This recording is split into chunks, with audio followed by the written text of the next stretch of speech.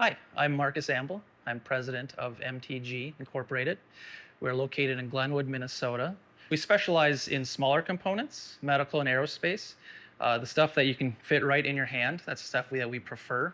We can do larger items. Our customers are mainly geared towards the smaller, mission critical flight components.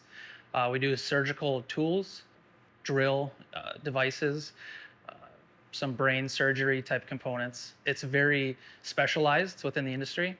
We don't have a lot of competition, and that's pretty good for us, I guess. In terms of growth, we have grown the company quite a bit already. When I came back 12 years ago, it was three of us, and we are up to 10 employees right now.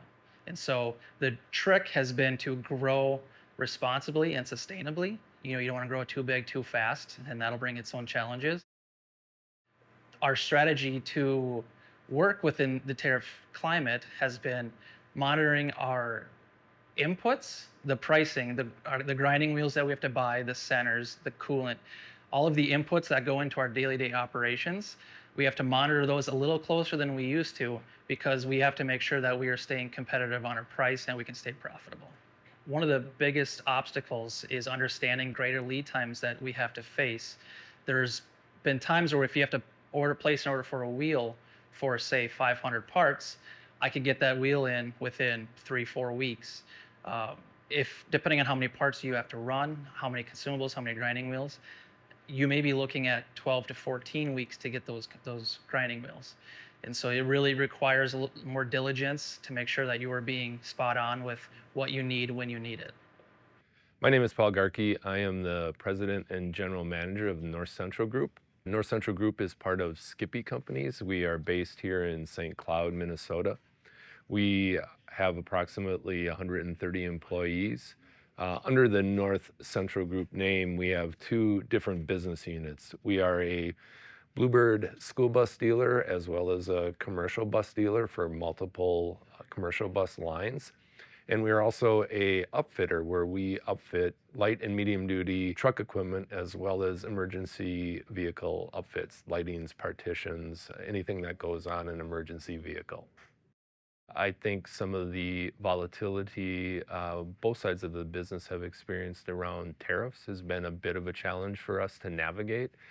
We've been able to mitigate that by being very transparent with our customers, and we've absorbed some of the tariff costs that we've been hit with, and we've asked the customers to absorb some of the tariff costs that we've been hit with. So we try to make it a partnership with our customers, so we're sharing in that burden.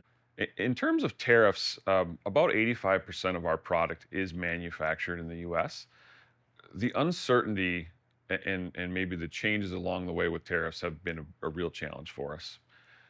The way that we've dealt with that is kind of dual tracking projects.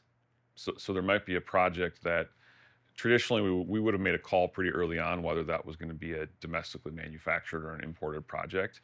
In a lot of cases, we are either planning a hybrid approach where we're going to manufacture some components, import others. In other cases, we may be dual tracking a sourcing between two countries. So it may be that we're working on a project in China and Vietnam, really not knowing where we're ultimately going to go.